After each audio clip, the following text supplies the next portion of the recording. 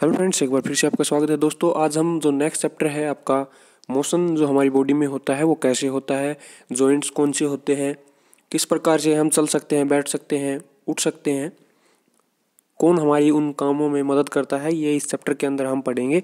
उनकी बेसिक बातें हैं जो बिल्कुल हमारे स्केलेटन सिस्टम जो है हमारा, उसके बारे में, जो हमारा कंकाल तंत्र है उसके बारे में हम पढ़ेंगे इस चैप्टर में।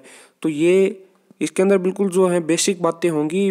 इसमें आपको ये नहीं बताया जाएगा हमारे सिर में कितनी हड्डियां होती हैं, हमारे हाथ में कितनी होती हैं, वो हम हायर क्लासेस में पढ़ेंगे। अभी हम पढ़ेंगे कि जॉइंट्स क्या होते हैं। जितनी भी बेसिक जो बातें हैं वो इस चैप्टर के अंदर होंगी। जैसे यहाँ पर आप पढ़ रहे हैं, क्या आप ऐसे कुछ अन्य भागों के नाम बता सकते हैं। इसमें ये बोल रहा है जहाँ पर दो हिस्से एक दूसरे से जुड़े हों हमारे शरीर में, तो उदाहरण के लिए कोहनी, कंधा एवं गर्दन। क्या आप कुछ अन्य भागों के नाम बता सकते हैं। इन स्थानों को संधि कहते हैं, इनको बोलते हैं जॉइंट्स। जहाँ पर दो जो हैं हमारी हड्डियाँ हमारे शरीर के अंदर जुड़ी हुई होती हैं उन्हें हम बोलते हैं जॉइंट्स या संधि। हमारे शरीर में कोई संधि नहीं होती, तो आपके विचार में क्या हमारे लिए किसी भी प्रकार की गति करना संभव होता। ये कुछ क्वेश्चंस हैं जो इस चैप्टर में जब हम एनसीईआरटी की बुक पढ़ते हैं तो जो हमारे दिमाग में उठते हैं वही उसी टाइप के जो हैं क्वेश्चन इसके अंदर आपको मिलते हैं बीच में चैप्टर के। तो पहला जो जॉइंट है, इसके बाद इसने फर्दर जो जॉइंट्स के बारे में बताया है, अलग अलग प्रकार के जॉइंट्स, संधियां जो हैं कौन सी होती हैं। पहला जो आप देख रहे हैं कंदुक खल्लिका संधि, या हम इसको बोलते हैं ball and socket. Ball and socket इसलिए मैं बोलता हूँ कई बार हिंदी की बजाय इंग्लिश पढ़ना ईजी होता है। इंग्लिश मीडियम में जो बायोलॉजी है वो तो स्पेशली इंग्लिश मीडियम में ज़्यादा ईजियर होती है। फिर भी हम आपके लिए दोनों ही लैंग्वेजेस में बता देता हूँ आपको। तो पहला जो आपका जॉइंट है वो है आपका बॉल एंड सॉकेट जॉइंट। यहाँ पर आप देख रहे हैं एक ये कटोरी है हाफ कटेड, और उसके अंदर एक बॉल के अंदर एक डंडी यहाँ पर लगी हुई है। ये चारों तरफ मतलब कि घूम सकती है। तो ऐसा जो हमारा जॉइंट होता है वो कौन सा होता है, हमारे कंधे के अंदर जो है वो ऐसा जो है जॉइंट होता है। इसमें जो है चारों ओर घुमाने का प्रयास कीजिए। तो ये हमारा हाथ जो आपको पता है आगे पीछे हम घुमा सकते हैं, जिसके अंदर सॉकेट के अंदर जो है एक हड्डी का जो है सिरा उसके अंदर सेट होता है जो सॉकेट के अंदर, इसलिए इसको बोलते हैं बॉल एंड सॉकेट। जैसे इसमें ये सॉकेट है और ये बॉल है, ये इसके अंदर फिट होती है, जिससे कि ये हिस्सा हम हाथ का जो हिस्सा है वो घुमा पाते हैं। इसके बाद सेकंड आता है आपका पाइवोटल जॉइंट या धुराग्र संधि। धुराग्र संधि कौन सी होती है ये आप देख रहे हैं सेकंड, इसको हम बोलते हैं पाइवोटल जॉइंट, और ये होता है हमारे गर्दन तथा सिर को जोड़ने वाली संधि। तो कई बार मैं आपको बता दूं ये बेसिक बातें हैं, यही पूछ ली जाती हैं कि हमारे जो है गर्दन और जो सिर के अंदर जो जॉइंट है वो कौन सा जॉइंट है, और चार ऑप्शंस आपको दे दिए जाते हैं, ball socket joint, pivotal joint, hinge joint, fix joint. तो इस प्रकार से आपको ये पता होना चाहिए हमारा बॉल एंड सॉकेट जॉइंट कौन सा है, पाइवोटल जॉइंट कौन सा है, फिक्स्ड जॉइंट कौन सा है, हिंज जॉइंट कौन सा है। तो जो हमारे सिर जो है गर्दन से जो जुड़ा हुआ है वो है हमारा पाइवोटल जॉइंट। इसके बाद जो थर्ड आता है वो हमारा हिंज जॉइंट। तो ये आप देख सकते हैं यहाँ पर हिंदी वर्ड इनको कोई मिला नहीं शायद, इसलिए यहाँ पर इन्होंने हिंज ही लिख दिया है। हिंज इंग्लिश का वर्ड है। जो कब्जे आप देखते हैं, हमारे जो दरवाजे होते हैं वो आप देखते हैं घर के दरवाजे, किसी दरवाजे को बार बार खोलिए और बंद कीजिए, इसके कब्जों को ध्यानपूर्वक देखिए। इसके लिए इसने एक एक्टिविटी दी है, आप देख रहे हैं यहाँ पर एक जो है कट है, जो पाइप है उसको हाफ कट कर रखा है, उसके अंदर एक दूसरा जो है पाइप है, सेटल है, और जो सिलेंड्रिकल है। बॉल वाले के अंदर हम चारों तरफ घुमा सकते थे, लेकिन ये दो ही डायरेक्शन में घूम सकता है, या तो इस साइड जा सकता है और या इस साइड आ सकता है। तो ऐसा जॉइंट हमारा कहाँ पर होता है ये आपको पता है। जो हमारे घुटने होते हैं वो आपको पता है एक ही डायरेक्शन के में आगे पीछे हो सकते हैं, कोहनी के अंदर होता है, ऐसा ही जॉइंट होता है। तो ये आपको पता होना चाहिए, जो एक ही दिशा में मतलब कि कंप्लीटली रोटेट नहीं हो सकते, केवल आगे और पीछे जो है रोटेट कर सकते हैं, ऐसे जो जॉइंट्स होते हैं इनको हम बोलते हैं हिंज जॉइंट। और ये होते हैं हमारे जो घुटने और कंधों के अंदर जो हमारे जॉइंट्स हैं, जो हमारे शरीर के अंदर, उनको हम बोलते हैं हिंज जॉइंट्स। इसके बाद आते हैं कुछ फिक्स्ड जॉइंट्स जो फिक्स्ड होते हैं। जैसे हमारे सिर के अंदर जो हमारी जो खोपड़ी है उसके अंदर ऐसा नहीं है कि केवल एक ही हड्डी से वो बना हुआ है, उसके अंदर अलग अलग वो हड्डियाँ जुड़ी हुई हैं और लेकिन वो फिक्स्ड हैं। जैसे इसके बाद एक और जो जॉइंट आता है फिक्स्ड जॉइंट का ही एग्जांपल है, जैसे जो हमारे जबड़े हैं, तो हमारा जो निचला जो जबड़ा है उसको तो हम हिला सकते हैं। हमारी जो खोपड़ी से जो हमारे मुंह को जब हम खोलते हैं तो सिर से वो दूर चला जाता है नीचे वाला जो जबड़ा है, लेकिन जो ऊपर वाला जबड़ा है वो उसको हम हिला नहीं सकते, वो फिक्स्ड होता है। तो ये जो होता है इसको हम बोलते हैं अचल संधि या फिक्स्ड जॉइंट।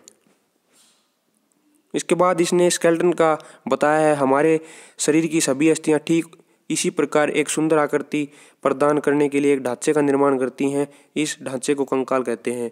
आप एक गुड़िया बनाने के लिए क्या करते हैं, पहले उसकी आकृति प्रदान करने के लिए आप एक ढांचा तैयार करेंगे। जो स्केलेटन हम तैयार करेंगे, जो हमारी बॉडी को एक डेफिनेट शेप देता है, उसको हम बोलते हैं स्केलेटन सिस्टम। ये अब यहाँ पर आप डायग्राम देख रहे हैं, मानव जो कंकाल है, ह्यूमन स्केलेटन। इसके बाद इस चैप्टर के अंदर जो है हमारी हाथ के बारे में इसने बताया है कि जो हमारी हथेली है, अगर हम उसके पिछले हिस्से को देखते हैं तो उसमें हमें कुछ हड्डियों को हम महसूस कर सकते हैं, वो भी अलग अलग जॉइंट से बनी हुई होती हैं। ये यहाँ पर आप देख रहे हैं हमारी जो उंगलियाँ हैं, अलग अलग जॉइंट्स। इसके बारे में कुछ यहाँ पर इन्होंने ऐसी कोई बात नहीं दी है जिससे कि क्वेश्चन पुटअप किया जा सके।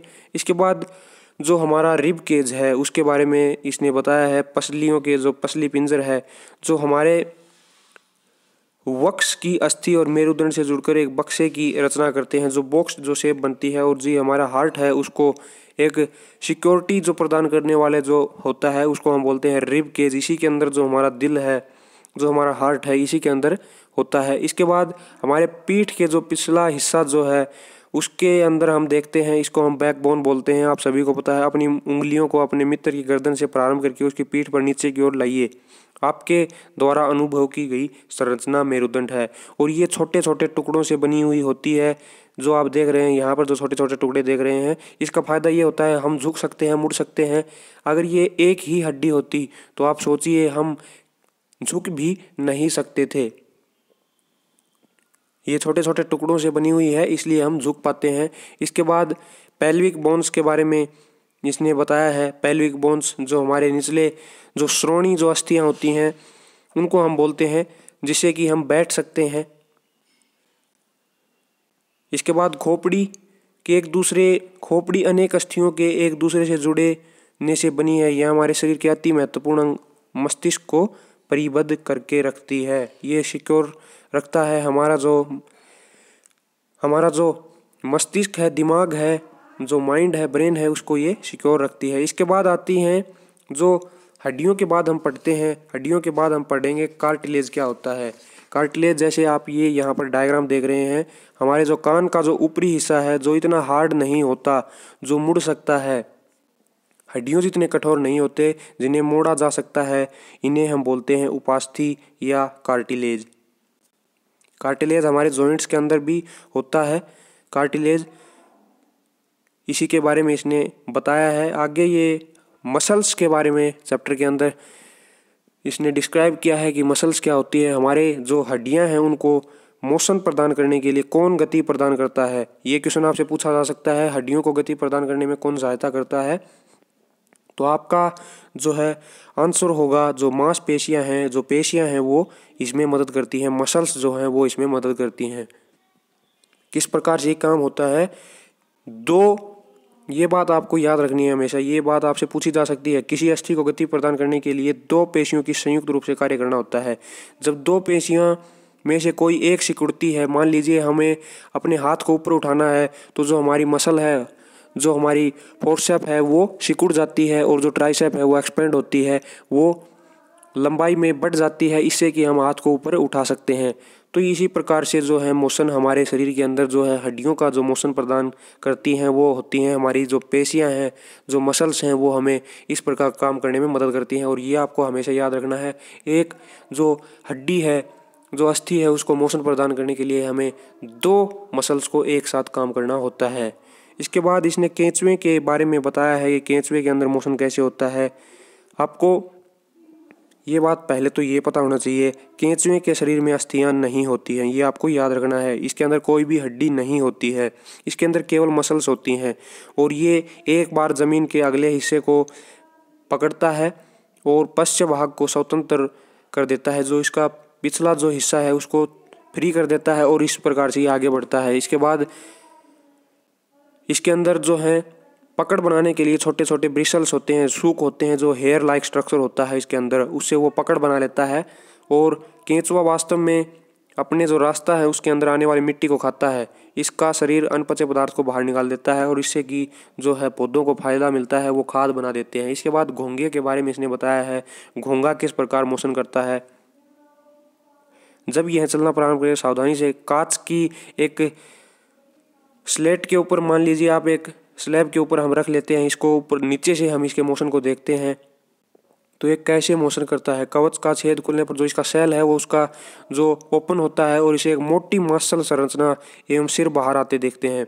जो इसका सेल है उसके अंदर से एक मस्कुलर जो है सिस्टम बाहर निकलता है, जिससे कि वो ग्रिप बनाता है उसके ऊपर और आगे बढ़ता है। बहुत धीरे धीरे ये चलते हैं। इसके बाद कॉकरोच के बारे में बताया है। कॉकरोच के बारे में आपको ये पता होना चाहिए कि इसके अंदर कितने जोड़ी पैर होते हैं, ये आपसे पूछा जा सकता है। तो ये यहाँ पर लिखा हुआ है, आप देखते हैं, इसमें 3 जोड़ी पैर होते हैं। इसके बाद पक्षियों के बारे में इसने बताया है, पक्षी कैसे उड़ पाते हैं। तो आपको पता है जो पक्षियों के अंदर जो अगले जो फ्रंट जो लेग्स होती हैं वो अस्थियां रूपांतरित होकर पक्षी के पंख बनाती हैं। तो ये आपसे पूछा जा सकता है कि जो पक्षियों के अंदर जो पंख होते हैं वो अगले पैरों से मॉडिफाई होकर बनते हैं या पिछले पैरों से। तो पिछले पैरों से नहीं मॉडिफाई होते। यहाँ पर आप देख रहे हैं जो पिछले जो इसके पैर हैं वो इसको उड़ने बैठने के अंदर काम आते हैं, और जो इसके अगले जो पैर हैं वो मॉडिफाई होकर इसके पंख बन जाते हैं। मछली के बारे में इसने बताया है कि मछली का जो आकार होता है बीच से वो ज़्यादा इसका मोटाई होती है, लेकिन इसके किनारों पर ये पतली होती है। और ऐसी जो आकृति होती है इसको हम बोलते हैं स्ट्रीमलाइंड या धारा रेखीय, जो इसको तैरने के अंदर मदद करती है। इस प्रकार की आकृति को हम बोलते हैं स्ट्रीमलाइन बॉडी। इसके बाद इस चैप्टर के अंदर है जो सर्प कैसे मोशन करते हैं। सर्प के अंदर जो है सांप जो है उसके अंदर भी मसल्स होती हैं। ये इस प्रकार से मोशन करता है, ग्रिप बना के और आगे बढ़ता है। यही इस चैप्टर में था मेनली, जो हमने तमाम बातें इस चैप्टर के अंदर पढ़ी। लास्ट में एक बहुत इंपॉर्टेंट क्वेश्चन है इस चैप्टर के अंदर, जो बुक है वो आपसे पूछी जा सकती है। ये भी आपको पता होना चाहिए कौन से देश के थे ये। ग्रीक दार्शनिक जो फिलोसफर जो ग्रीक हैं, ग्रीस जो देश है यूनान, उससे ये हैं संबंध रखते हैं। इनका नाम है अरिस्टोटल, और इनकी जो बुक है ये आपको बहुत ही इंपॉर्टेंट है। गैट ऑफ एनिमल्स किसने लिखी है, ये आपसे कभी जनरल नॉलेज में वैसे भी पूछा जा सकता है।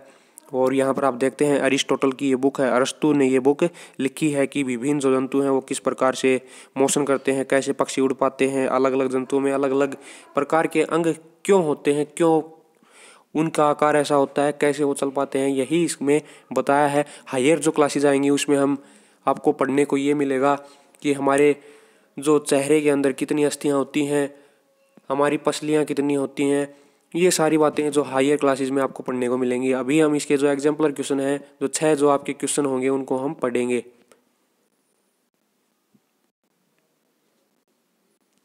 एक ये बात मैंने आपको कई बार बताई है कि इस क्लास के एग्जाम्पलर जो क्वेश्चन है, जो MCQs मैं आपको करवा रहा हूँ, इसका हिंदी वर्जन अवेलेबल नहीं है, इसलिए मैं आपको इंग्लिश में करवाता हूँ। लेकिन ऐसी कोई प्रॉब्लम आती नहीं है, आप वैसे ही कमेंट करते हैं, मैं आपको हिंदी में बिल्कुल समझा देता हूँ। फिर क्या आपकी प्रॉब्लम रह जाती है, मुझे ये नहीं समझ आ रहा।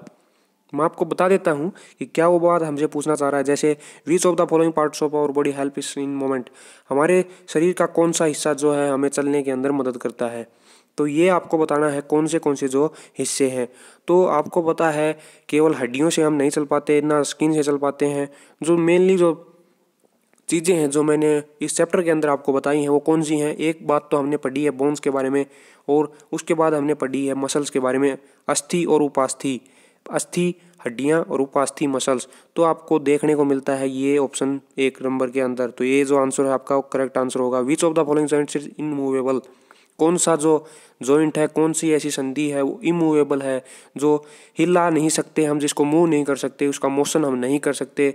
Shoulder and arm, shoulder and arm तो हमने पढ़ा था, जो सॉकेट जॉइंट होता है, बाल एंड सॉकेट जॉइंट। इसके बाद नी जॉइंट भी हमने पढ़ा था, हिंज जॉइंट के अंदर आता है ये। अपर जा एंड स्कल, लोअर जा एंड अपर जा। तो लोअर जा के बारे में तो हमने पढ़ा था, इसको तो हम मूव कर सकते हैं, लेकिन हमने ये पढ़ा था हमारा जो ऊपरी जबड़ा है और जो हमारी खोपड़ी है, जो हमारा सिर का ऊपरी हिस्सा है, वो आपस में जुड़े हुए होते हैं, उनको हम अलग से मूव नहीं कर सकते। तो आपका आंसर होगा इसके अंदर सी। दोस्तों एक बार आपसे रिक्वेस्ट करना चाहता हूँ, हमारा फेसबुक का पेज है, अगर आप सर्च करेंगे फेसबुक पर हरियाणा जीके HARI, ये आपको याद रखना है, HARY वाली स्पेलिंग नहीं है, HARIYANA जीके, ये लिख कर आप सर्च करेंगे तो आपको हरियाणा सामान्य ज्ञान के नाम से एक पेज मिलेगा। उस पर हम डेली आपको बिल्कुल जेन्युइन सोर्सेज से हरियाणा जीके का कुछ इंपॉर्टेंट क्वेश्चंस और भी जो बातें हैं हरियाणा से रिलेटेड वो आपके लिए लेकर आते हैं। तो इस पेज को आप ज़रूर लाइक करें, फेसबुक पर अपने साथियों तक ज़रूर पहुंचाएं इस बात को। और वीडियोज़ अगर आपको अच्छे लगते हैं, मैं आपको हर बार बोलता हूं, हम आपके लिए जेन्युइन वीडियोज़ हमेशा लेकर आते हैं और आप हमारी मदद करें, कम से कम अपने एक साथी तक हमारे चैनल को ज़रूर पहुँचाएँ, शेयर ज़रूर करें।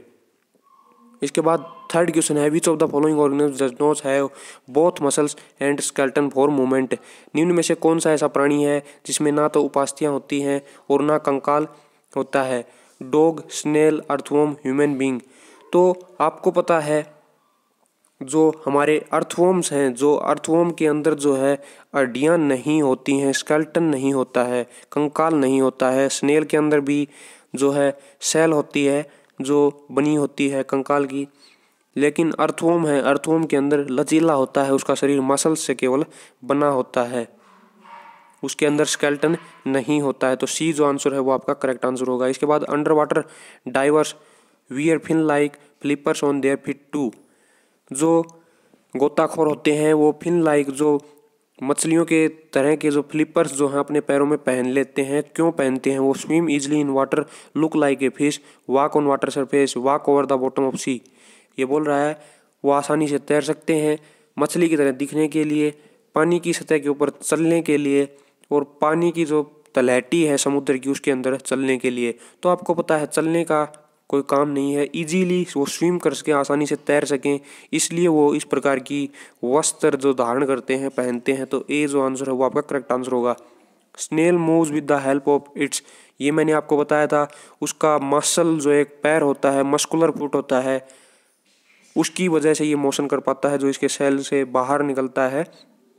तो जो सी जो आंसर होगा वो आपका करेक्ट आंसर है। How many muscles work together to move a bone. तो एक ये बात मैंने आपको चैप्टर के अंदर बार बार बताई थी, बहुत ही इंपॉर्टेंट क्वेश्चन है और आपको ऐसी बात नहीं है कि ये 6th क्लास का है, आप इसको 12th क्लास के स्टूडेंट से पूछ सकते हैं, कंपटीशन की तैयारी कर रहे हैं उससे पूछ सकते हैं, आपको पता चल जाएगा कि किसको कितना कुछ आता है। इसलिए मैंने ये NCERT की सीरीज शुरू की है। ये क्वेश्चन आप सोच लीजिए कितना इंपॉर्टेंट है, अगर आपने नहीं पढ़ा होता तो आप क्या इसके अंदर आंसर करते।